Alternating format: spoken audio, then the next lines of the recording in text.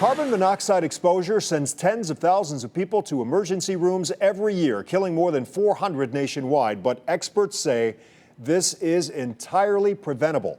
News 5's Jordan Vandenberg spoke with area experts about what you can do to avoid becoming part of that statistic.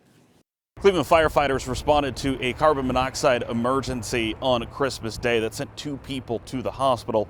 And unfortunately, this time of year, these types of incidents, firefighters say, are all too common.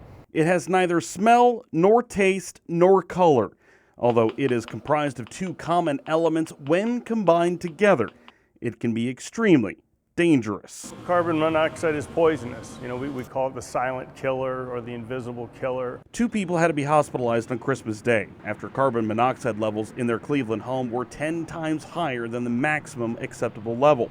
The reason behind the exposure, firefighters say, was a faulty furnace, an all too common culprit. A fireplace can do it as well. It's anything that's burning. So if you've got a wood-burning fireplace, you want to make sure that that's venting to the outside, that those gases aren't building up inside the house. That can be another source for it. Especially around this time of year is when we start to see increased numbers and incidents of carbon monoxide, because the most common exposure, I think, in the U.S. right now is from faulty furnaces, gas heating, things like that. Carbon monoxide exposures are most frequent in December and January, so Lieutenant Mike Norman says now is especially the time to make sure a licensed professional makes sure your home's heating system is working properly.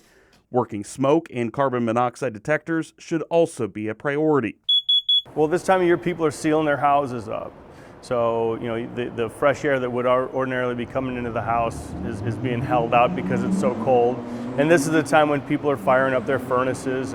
To protect its own personnel, the Cleveland Fire Department outfits its first responder bags with these palm-sized devices because the gas is so hazardous. If we're going on a first responder that the boss deems might be related to carbon monoxide, they'll turn this on as they're going in, and it'll alert them if there's a high level of carbon monoxide in the structure. And of course, it is always a good idea to make sure that your batteries and your smoke alarms and your carbon monoxide detectors are changed twice a year. Reporting in Cleveland, Jordan Vandenberg, News 5.